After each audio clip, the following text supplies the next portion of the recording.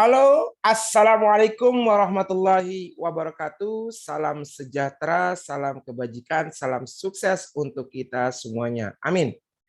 Alhamdulillahi rabbil alamin. Segala puji hanya untuk Allah yang Maha Kuasa, untuk Tuhan yang Maha Esa, yang mengizinkan Bapak hari ini bisa memberikan penjelasan di Laboratorium Fisika SMA Taruna Bakti, khususnya kelas 10.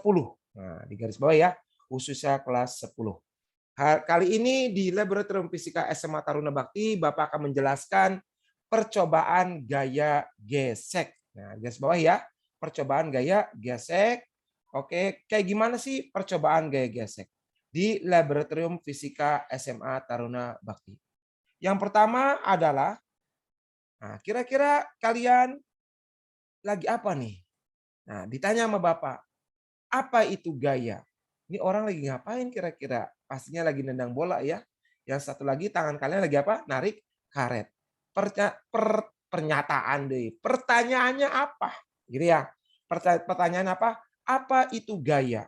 Nah, gaya adalah suatu tarikan atau dorongan yang dapat mengubah bentuk atau kecepatan suatu benda. Jadi kalau kita tendang, dia akan berubah kecepatan. Kenapa dia berubah kecepatan? Karena ada gaya. Maka di garis bawahi di sini, awas di sini ya, Bapak garis bawahi, ada di sini kecepatan suatu benda. Ada mengubah bentuk suatu benda. Jadi kalau ini ditendang, pasti kecepatannya akan berubah. Kalau ini ditarik, pasti akan berubah bentuk. Nah, itulah gaya, ya. Jadi kalau ada gaya, pasti dia kalau nggak berubah bentuk, ya mengubah bentuknya, ya dia pasti berubah kecepatannya. Next, lanjut. Nah, para ahli fisika memberikan satuan untuk gaya adalah Newton atau disingkat dengan N. Oke, para ahli fisika ini juga mendefinisikan 1 Newton itu sebagai berikut.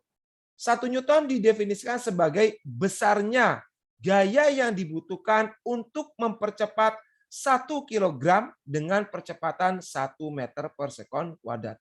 Jadi 1 Newton itu sama aja dengan gaya yang dibutuhkan untuk mempercepat benda 1 kilogram dengan percepatan 1 meter per sekon kuadrat. Oke, kita lanjut.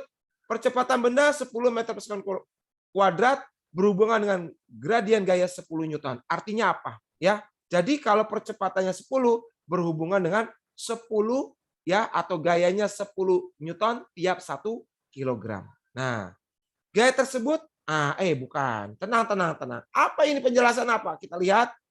Nah, kira-kira ada yang tahu nggak? Ini mau ngapain nih? Kalau nggak tahu, tanyalah pada diriku. Naon sih Pak? Oke, tanyalah pada diriku. Oke, nah ini kira-kira lagi ngapain? Nah, kita lihat. Dia sedang, nah, anak-anak, apa yang terjadi jika batu ini dilepaskan? Yang tadi Bapak lingkarin warna merah. Apa yang terjadi jika batu ini dilepaskan? Kalau kecepatan batu berubah, berarti ada gaya. Gaya dari mana itu? Nah, ini langsung dijawab di sini. Langsung jawab. Gaya tersebut adalah gaya tarik bumi. Jadi pada saat kita jatuhkan, si benda ini memiliki kecepatan.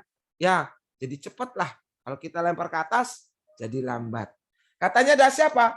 Ada gaya yang kita sebut gaya tarik bumi atau sering disebut juga gaya gravitasi, termasuk gaya non kontak. Kenapa non kontak? Non kontak karena pada saat batu ini dijatuhkan, nih Bapak gambar batunya, maaf ya kalau warna merah. Nah ini, bentar. Nah, kalau kita jatuhkan di batunya, batu ini nggak akan bersentuhan dengan yang lain. Dia terus ke bawah. Dia tidak bersentuhan. Terus ya sampai jatuhlah ke tanah, dia yang bersentuhan. Tapi pada saat di tanah, anggaplah ini tanah, nah ini baru ada gaya kontak di sini. Nah kalau di sini tidak ada gaya kontak. Paham ya? Oke, lanjut. Oke, next. Nah, mengukur gaya. Nah, mengukur gaya itu kita pakai namanya alatnya namanya neraca pegas. Nah, ini namanya alat neraca pegas. Nah, gaya dapat diukur dengan neraca pegas. Neraca pegas terdiri dari sebuah pegas yang diberi skala. Nah, ini pegasnya nih. Ini per-pernya nih, ada per di dalam. ini skalanya nih. Nah, ini ada skala-skalanya. Kalian bisa lihat skala-skalanya. Nah, ini neraca pegas. Jadi ada pegas dikasih skalanya. Ketika pegas itu ditarik, jarum akan menunjukkan beberapa besar gaya tarik tersebut. Jadi kalau kita kasih benda di sini, nah nanti di sini nunjukin angka berapa. Nah, ini akan nunjukin angka berapa. Paham ya? Nah, ini nih. Ini warna hitam dia akan turun ke bawah kalau ditarik. Bapak hapus ya. Bentar balik kalian kelihatan. Nah, oke, Bapak hapus. Nah, ini warna hitam nih. Jadi kalau ini dikasih gaya, ya dikasih gaya lagi salah. Dikasih benda, ini akan ketarik ke bawah. Nah, seperti itu ya. Nah, next. Berikutnya adalah tujuannya. Nah, buat apa sih tujuan percobaan ini? Mau ngapain sih tujuan percobaan lab ini?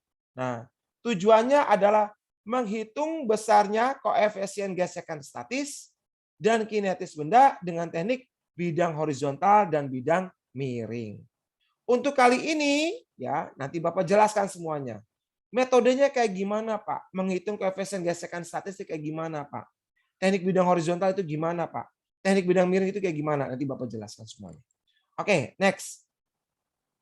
Menyelidiki pengaruh kekasaran permukaan benda terhadap besarnya gaya gesek. Jadi kalau koefisien gesekannya besar, apa yang terjadi pada gaya gesek tersebut? Jadi kita akan menyelidiki pengaruh kekasaran. Jadi kita akan ganti-ganti bahannya, ya bahannya. Ada amplas, nanti dulu ada apa lagi? Nanti ya kita lihat ya. Oke, kita lanjutkan. Next berikutnya adalah dasar teori atau teori dasar yang melandasi percobaan ini. Nah, kalian bisa lihat apa kira-kira yang kalian lihat ini. Setuju nggak ini baku lagi? Ini adalah buku ditumpuk. Ini adalah kertas. Betul ya? Kita mau narik kertas yang di atas buku, ceritanya seperti itu. Ya, apa yang terjadi? Nah, asiknya mencoba percobaan satu, kertas dan buku. Letakkan selembar kertas di bawah buku tebal, tarik kertas itu dengan cepat. Wow, wow, aneh. Buku ini tidak terseret dengan kertas. Mengapa? Coba, siapa yang tahu? Kenapa si buku ini tidak keseret jatuh, tapi dia tetap diam? Nah, jadi pada saat kita tarik kencang, si buku ini tetap diam, dia tidak ikut jatuh. Nah, alasannya adalah neng nong. Oke, kita lihat. Nah, menurut hukum 1 Newton, nah, semakin berat buku, semakin malas ia berpindah. Ketika kertas ditarik, gaya yang dihasilkan tidak cukup untuk memindahkan buku tebal itu sehingga buku tersebut tetap diam. Jadi gini, kalau kalian malas dan sangat malas untuk berubah jadi rajin sangat susah. Kecuali dibukul sama bapak. Nah, baru kalian mau belajar.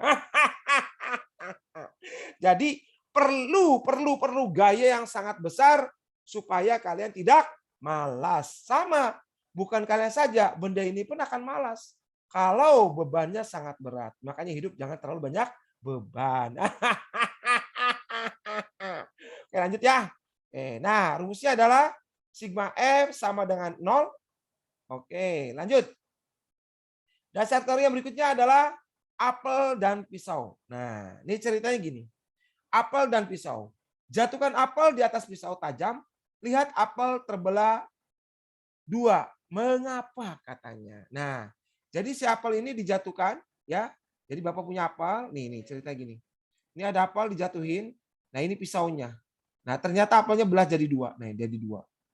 Nah, lihat apel terbelah 2. Mengapa? Coba Bapak tanya kalian. Kan nggak ada siswanya, Pak. Tanya yang nonton. Ya, kenapa dia bisa menjadi 2? Kita lihat ya. Oke. Menurut hukum 1 Newton, benda yang bergerak cenderung untuk tetap bergerak. Apel yang jatuh ingin meneruskan gerakannya walaupun ada pisau. Akibatnya apel terbelah menjadi 2. Jadi kalau dia bilang cenderung untuk tetap bergerak, apel ini akan diteruskan. Nah, jadi dia terus aja dengan kecepatan konstan. Ditabraklah tuh pisau. Jadi 2 si apelnya. Paham ya? Menurut hukum 1 Newton. Mempertahankan keadaannya. Jadi hukum 1 Newton itu bukan berarti benda itu hanya diam. Boleh bergerak dengan syarat tadi. Kecepatannya harus tetap. Nah, itu syaratnya. Lanjut ya. Dasar teori berikutnya adalah wow. Lagi ngapain dia ya? Kita lihat. Ini adalah Pak Redi. Ini adalah kalian, anak Bapak yang paling ganteng ya. di sini. Nah, ini adalah gaya A, ini gaya B. Nah, gaya A pasti lebih besar katanya dengan gaya B. Why? What understand? I don't understand, Mr. Reddy. Kita lihat. Nah, pada percobaan ini, balok A dan B bermassa sama. Nah, awas dengerin ya. Balok A dan B bermassa sama. Jadi ini sama ini masanya sama. Kedua balok diberi gaya yang berbeda. Nah, diberi gaya yang berbeda. Satu orangnya gede, satu orangnya kecil badannya. Oke. Ternyata percepatan balok A lebih besar dibandingkan percepatan balok B. Kenapa? Gitu kan. Oh, udah pasti tahu. Pasti jawabannya. Simpan dulu. Oke, kita lihat jawabannya. Nah, hukum 2 Newton. Nah, masuklah hukum 2 Newton sekarang. Percepatan yang dihasilkan oleh suatu gaya pada sebuah benda sebanding dengan gaya tersebut. Ya, oke, percepatan yang dihasilkan. Awas ya. Percepatan yang dihasilkan oleh suatu gaya pada sebuah benda. Jadi si benda itu memiliki percepatan. Nah, dia sebanding sama siapa? Sebanding dengan gaya tersebut dan berbanding terbalik dengan masanya. Nah, jadi kalau kita tulis, nah ini udah ada di sini rumusnya. Ya, kita tulis rumusnya, lihat di sini. Nah, ini rumusnya. Ya, A sebanding sama gaya berbanding terbalik sama M. Nanti jadi rumusnya adalah sigma F sama dengan M kali A. Karena gayanya besar, maka percepatannya pun akan besar. Maka dia kalah. Oke, lanjut ya. Oke, kita lanjutkan. Nah, di sini kita lihat. Rusdi, kamu maju ke depan. Baik, Prof. Coba kamu pukul tembok ini, Rusdi. Siap, Prof. Waduh, sakit, Prof. Kenapa bisa sakit, Prof? Kenapa bisa sakit, Prof? Oke, Prof akan jelaskan ya. Nah, si Profesor ini akan menjelaskan. Rudi bingung. Kenapa tangan saya sakit nih, Prof? Gitu katanya. Ya, menurut fisika, kalau tangan kita memberi gaya pada tembok, maka tembok akan bereaksi memberikan gaya pada tangan kita. Ya, ini besarnya sama dengan gaya yang kita berikan. Gaya reaksi tembok ini yang menyebabkan tangan kita sakit. Jadi si Rusdi memberikan aksi, misalkan 10 Newton. Maka si tembok akan si Rusdi memberikan aksi, ini reaksinya. Maka Rusdi merasakan sakit. Oke, paham ya? Aksinya dari Rusdi mukul, boom.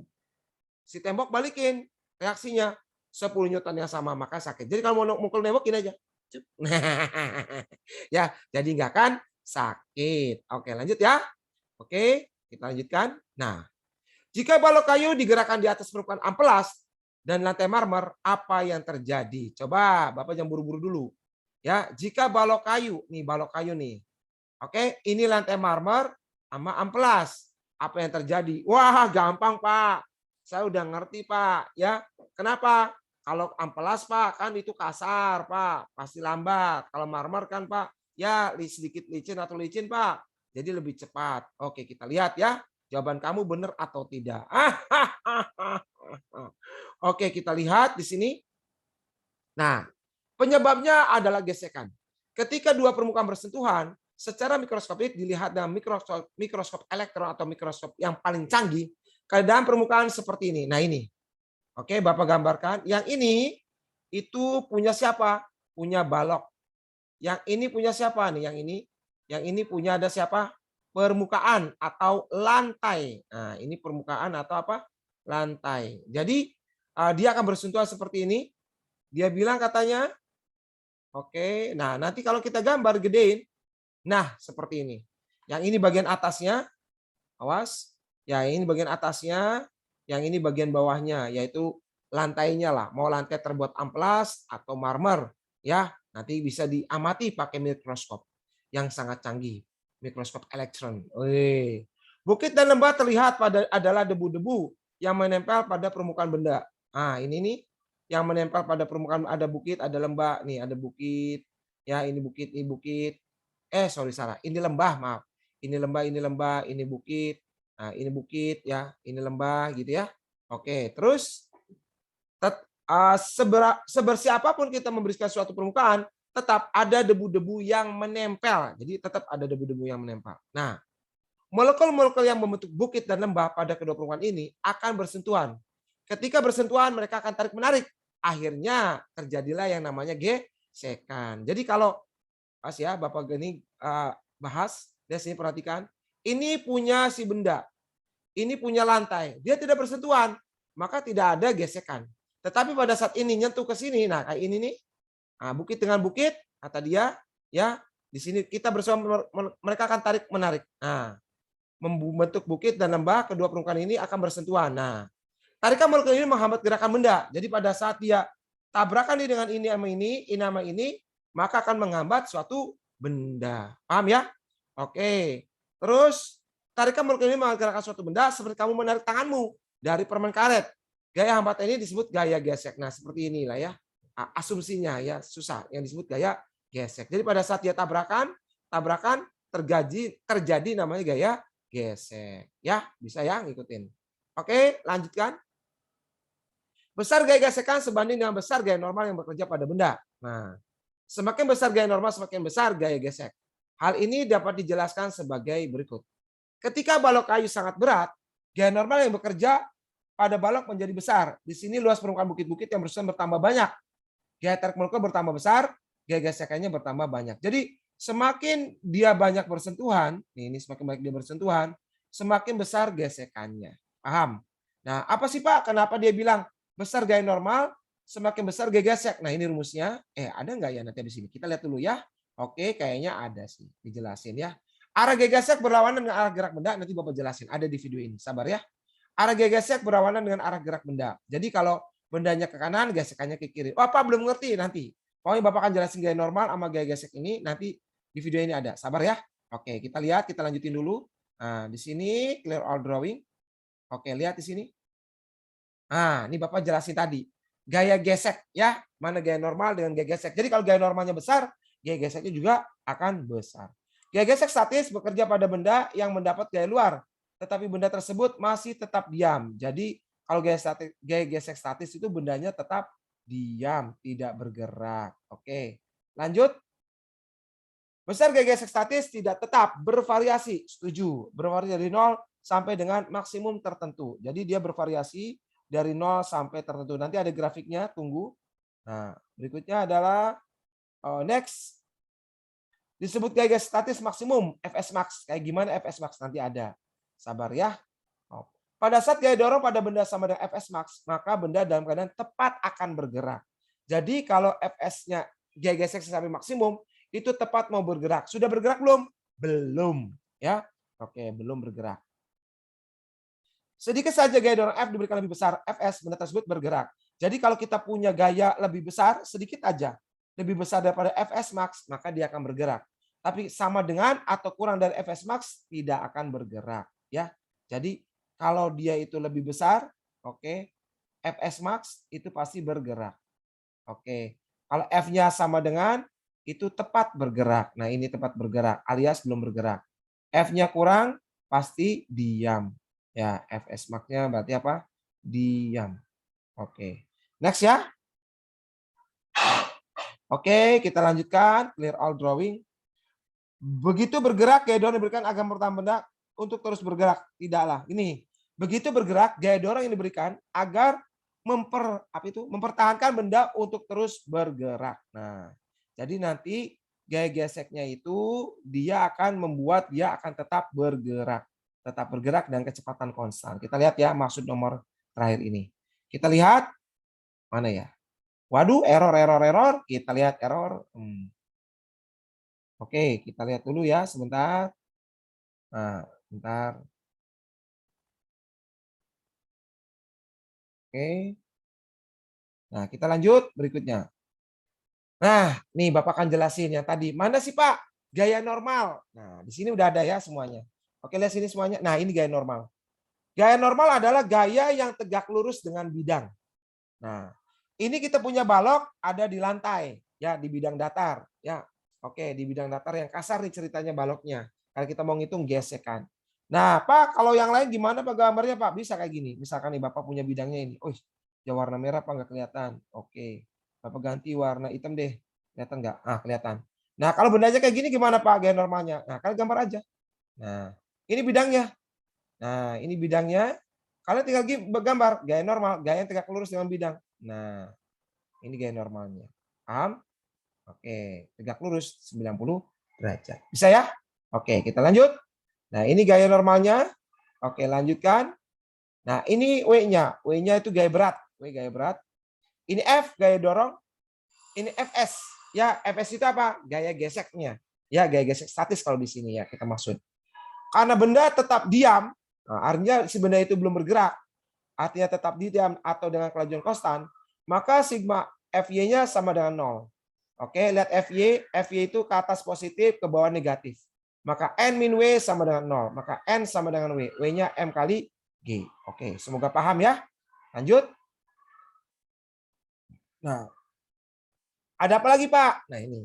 Sigma Fs sama dengan 0. Sama, si bendanya belum bergerak. Masih benda tetap diam. Sigma Fx, nah ini sumbu X. Nah ini sumbu X, ini sumbu X.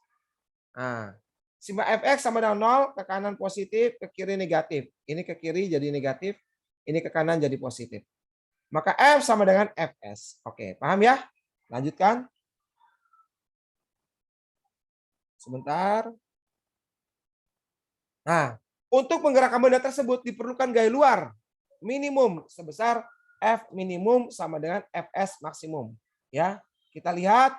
Jadi kalau gayanya sedikit aja lebih dari ini, dia akan bergerak. Ya, nah ini Fs itu rumusnya. Nah tadi di Bapak jelaskan barusan.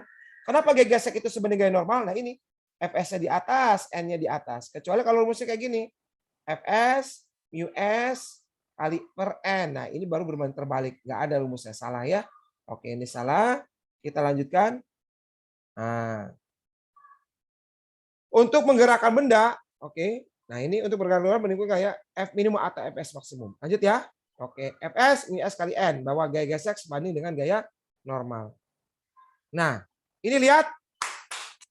Oke, kita lihat bahwa nilai Fs selalu berubah-ubah sampai keadaan maksimum. Setelah keadaan maksimum baru dari sini ke sini, ya oke, maaf.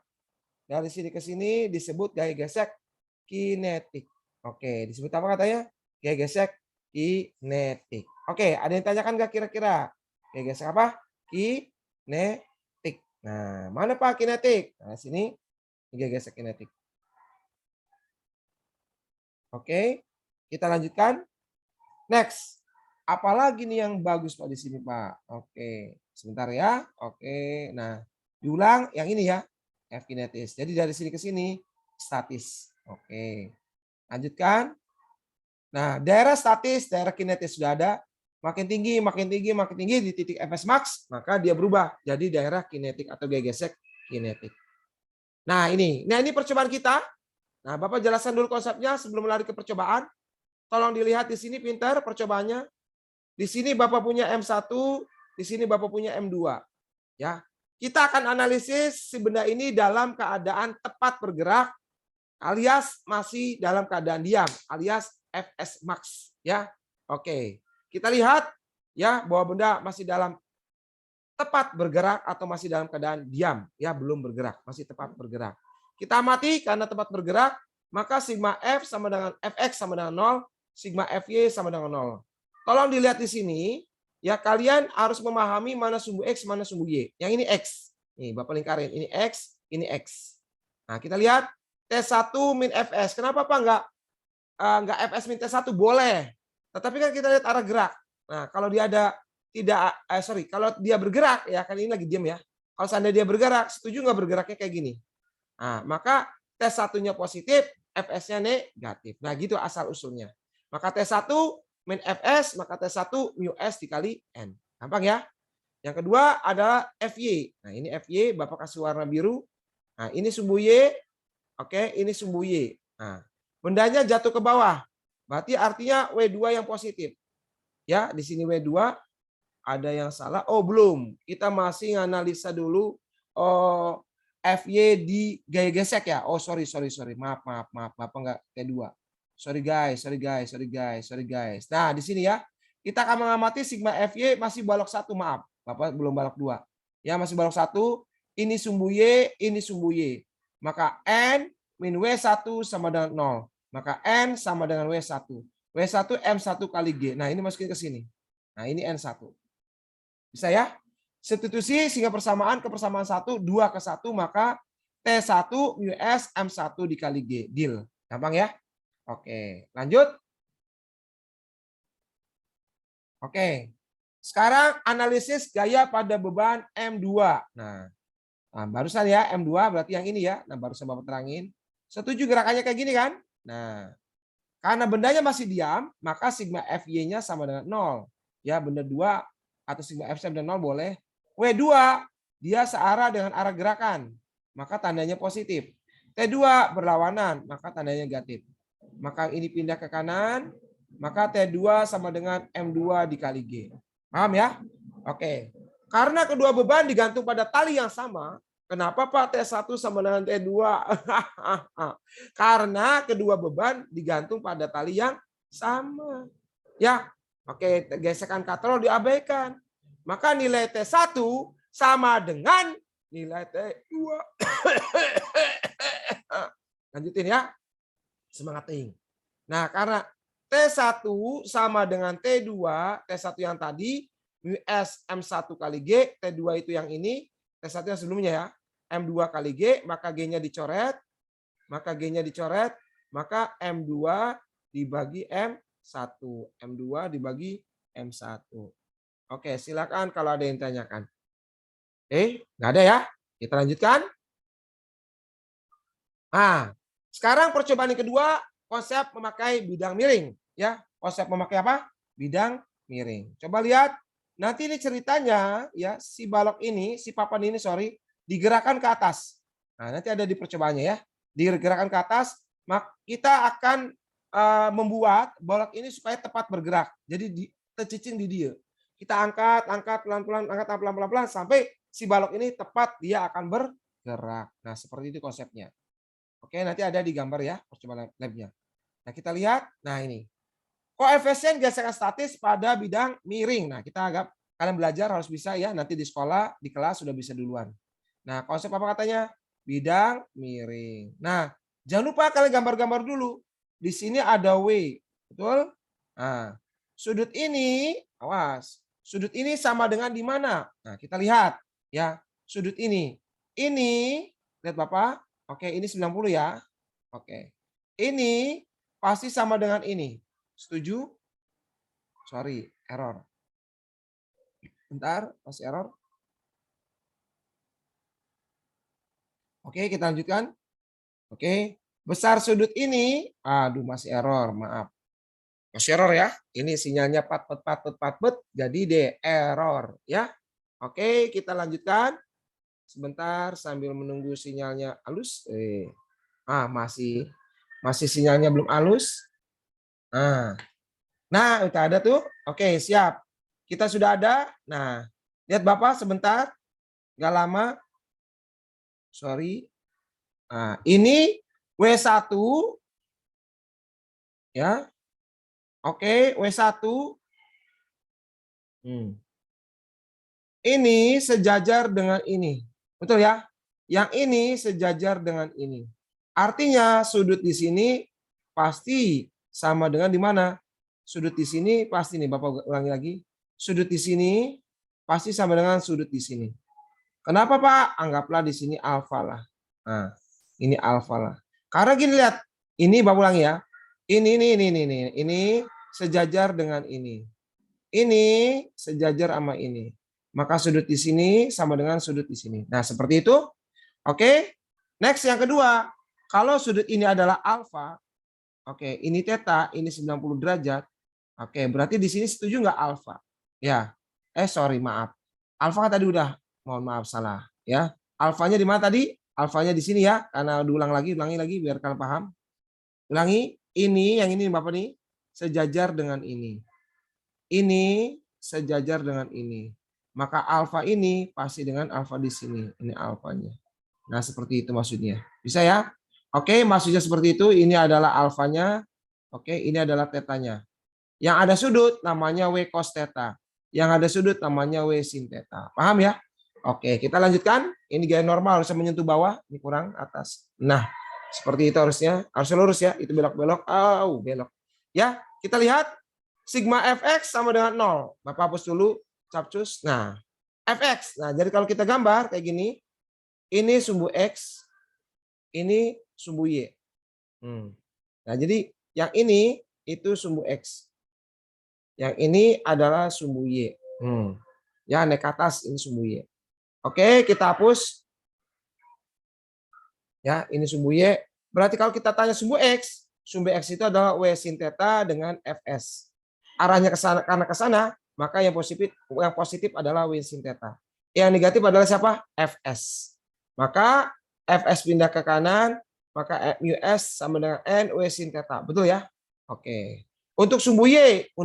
Nah ini sumbu Y, N sama W cos theta. Nah, N-nya kemana arahnya? Ke atas. Maka N-nya positif, W-nya ke bawah, min W cos theta. Maka N sama dengan W cos theta, alias W MG cos theta. Nah, ini nanti substitusi ke sini. Nah, substitusi 2 ke 1. Mu S NW sin theta, mu S N-nya diganti MG cos theta, ya, MG-nya coret sama W. Nah, coret. Maka mu S sama dengan apa? Sin theta per cos theta. Alhamdulillah. Bisa ya? Oke, diulang-ulang videonya kalau nggak bisa ya. Oke, lanjut. Nah, ini alat-alat yang akan digunakan untuk percobaan. Ada bidang miring, ada tabung plastik berlubang, ada beban gulir gotri, ada neraca pegas, ada balok peluncur yang terbuat dari kaca dan amplas, ada neraca Auhaus yang nggak pakai neraca pegas ini, ada neraca Auhaus ya, ini buat wadah ya, penggantung beban atau mangkok neraca. Paham ya? Oke, kita mulai ya percobaannya. Oke, nah ini percobaannya, siap-siap, tolong diperhatikan. Halo semua guys, ketemu lagi dengan Miss Sonia. Dengan Bu Sonia kali ini, Bu Sonia akan mempraktekkan percobaan, ya percobaan apa? Percobaan tentang gaya gesek. Nah, coba kalian buka bukunya. Nah, yang pertama tolong perhatikan. Nah, di sini kita lihat, nah Ibu akan percobaan memakai amplas. Yang pertama ini benda satu, ya benda satu, kalian timbang dulu masa benda yang terbuat dari amplas ini. Tatitut sudah didapat ya. Oke, yang kedua kita timbang lagi yang ini terbuat dari kaca. Tatitut. Oke, dapat lagi. Oke, next lanjut. Setelah itu kalian taruh ya, geser dulu, tolong lihat, tolong taruh. Nah, baloknya seperti itu. Kemudian dihubungkan sama tali. Nah, itu Bu Sonia lagi pegang tali. Nah, dihubungkan dengan tali. Nah, wadah tadi nanti di bagian bawah ada wadah buat si gotri ya, bulir-bulir kecil. Nah, Bu Gina siapkan bulir-bulir kecilnya. Oke. Kemudian Bu Gina ngasihkan kepada wadah tersebut. Apa yang terjadi kita lihat. Oke, cek. Oke, dia akan tepat bergerak sampai di bulir-bulir berapa. Emang sangat lama sekali. Nah, sangat lama sekali.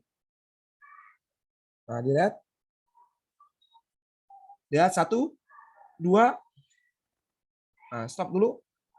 Nah, kalian tolong lihat yang ini ya. Nah, kalian fokus ke yang ini. Dia akan tepat bergerak. Oke, tolong fokus yang ini. Ya, dia akan tepat bergerak. Oke, lihat diulang lagi. Nah, lihat 1, 2. Lihat fokus. Terus fokus. Emang lama percobaannya ya. Kalau kalian dilihat juga lama. Harus sabar. Nah, kita lihat masih karena amplas mungkin ya, jadi banyak banget. Tuh, kelihatan kan? Kelihatan ya? Oke, kelihatan, sangat kelihatan sekali. Kemudian kalian timbang si bulir-bulir ini. Timbang tatitut, ini sebagai massa 2. Ya, massa 2. Nah, ini kita beda bahan lagi. Nah, ini percobaan kedua, beda bahan. Oke, kita coba. Nah, kita coba kayak tadi lagi sama. Nah, terus untuk bahan yang berbeda ya, bukan bahan yang sama. Terus, kalian tolong. Nah, tolong Bapak katakan, tolong fokusnya ke yang ini. Nah, fokus yang ini ya. Lihat dia akan tepat bergerak kayak tadi. Oke. Lihat. Lihat sekalian. Nah, lihat 1, 2, 3, 3.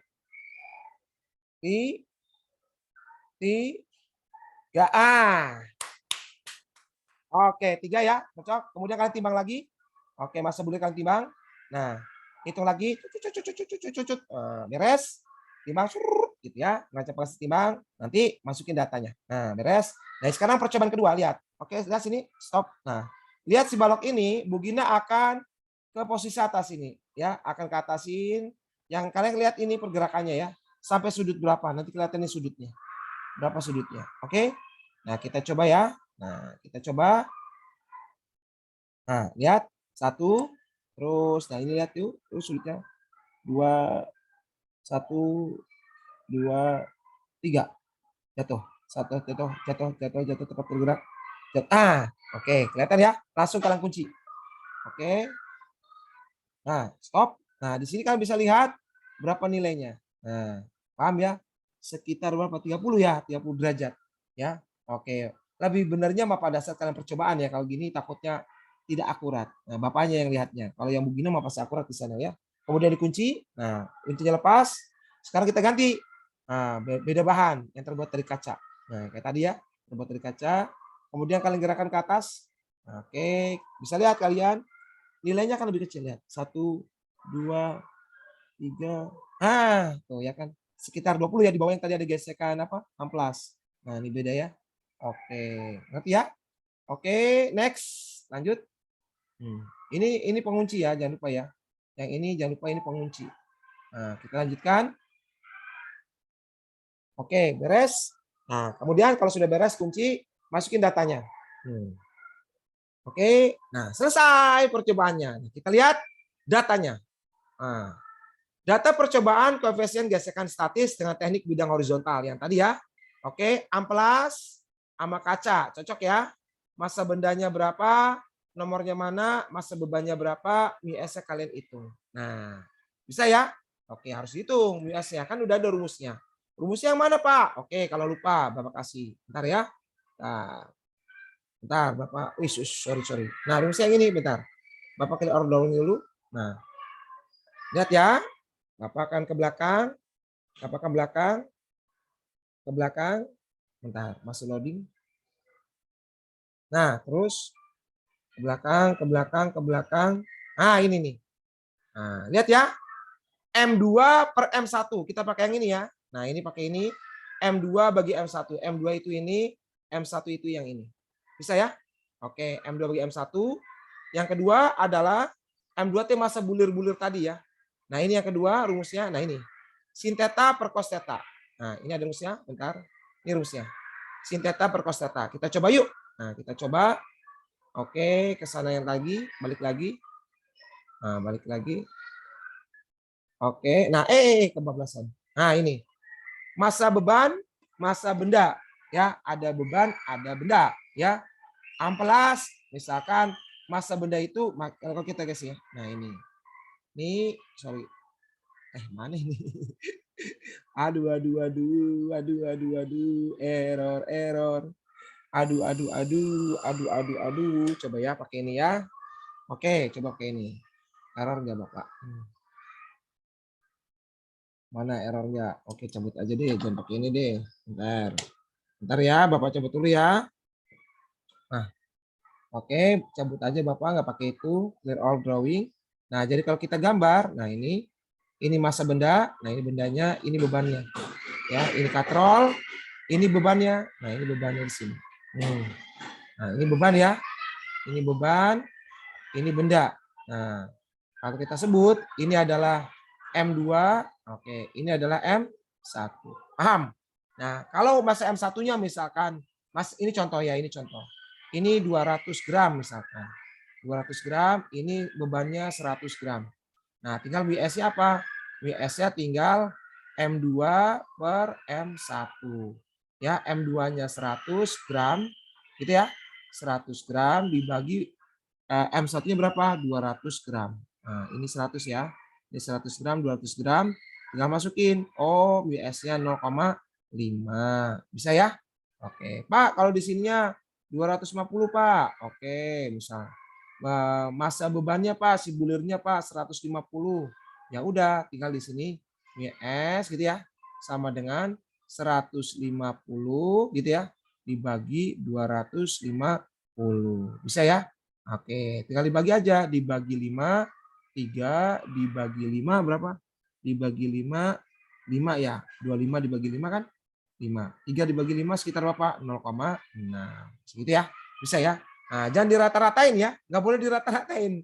Ya, nggak boleh rata-ratain. Banyak yang salah kemarin. Misal nih jawabannya di sini 0,5, nah di sini 0,6. Kalian jumlahin bagi 2, sesat, salah. Karena beda bahan. Ini amplas, ini kaca. Ya, beda bahan. Kecuali nanti di lembar kerja kalian, amplas ada datanya 2 atau 3, amplas semua, kaca ada 3 semuanya, ya baru dirata-ratain silakan. Kalau cuma amplas 1, kaca 1, ya jangan dirata-ratain karena beda bahan. Ngerti nggak maksudnya? Ngerti lah ya. Oke, next lanjut. Next berikutnya. Nah ini. Nah ini yang percobaan kedua, yang tadi bidang miring tadi ya. Nah bidang miring tadi misalkan amplas nomor 1, tetanya misalkan 45 misalkan ya. Berapa mu s-nya gitu ya. Nah ini mu s-nya kita masukin aja. Tan teta. Oke. Sama dengan mu s. Oke. Mu s sama dengan gitu ya. Sin teta ya betul ya. Sin teta per cos teta, betul ya? Sin teta per cos teta. Misalkan sin 45 per cos 45 tadi ya. Oke. W kan sin teta per cos teta, tan teta. Berarti berapa? Sin 45 itu 1, cos 45 cos 45 1. Sin 45 itu setengah akar 2, cos 45 setengah akar 2. Mi S-nya berapa? 1. Tapi nggak mungkin bias 1 ya. Oke, karena maksimalnya 1. Jadi kasar banget bisa jadi ya, kasar banget bisa. Cuma kasar banget ya. Oke, mau rumusnya yang mana Pak? Yang tadi Bapak kasih tahu nih. Bentar ya, Bapak kasih tahu lagi. Ya, yang ini. Nah, Bapak kasih tahu lagi. Oke, nah ini mesti kalian lupa. Nah ini, sin theta per cos theta. Supaya kalian ingat lagi. Nah ini. Kalau sin 30, ya masukin aja. Sin 30 per cos 30. Nanti Bapak kasih contoh lagi bentar. Oke. Nah ini. Misalkan untuk kaca, misalkan kacanya berapa? Tetanya 30. Ya udah langsung di sini. Ya. Jangan dijumlahin bagi 2, jangan ya. Ini kan beda-beda. Misalkan aja nih masukin US, masukin sin 30 dibagi berapa? Cos 30. Oke, paham ya? Nah, sangat paham berapa nilainya. Nanti masukin ke sini. Nah, seperti itu. Oke, lanjut. Nah, analisis data. Nah, di analisis data. Apakah terdapat perbedaan nilai koefisien gesekan statis menggunakan teknik bidang horizontal dan dengan bidang miring? Jelaskan apakah ada perbedaan. Kalau tidak ada perbedaan, ya bilang aja sama. Kalau ada perbedaan, kenapa? Jelaskan. Oke. Dan kalau tidak ada perbedaan atau ada perbedaan, tolong jelaskan kenapa bisa seperti itu. Nah, next. Sebutkan faktor-faktor kesalahan dari percobaan tersebut. Berikan kesimpulan dari hasil percobaan itu. Jadi faktor kesalahannya apa dan kesimpulannya apa. Berikutnya, sekian dan terima kasih. Oke, segitu aja dari Pak Redi Nugroho di sini. Oke, apakah ada yang ditanyakan? Semoga kalian mengerti, semoga kalian paham, dan yakinkan kalian bisa percobaannya nanti pas offline ya. Kalau kalian dikasih kesempatan untuk offline dan mencoba alatnya. Terima kasih, sukses selalu buat kalian. Semangat anak SMA Taruna Bakti Bandung. Juara, juara, dan juara. Assalamualaikum. Sampai ketemu lagi.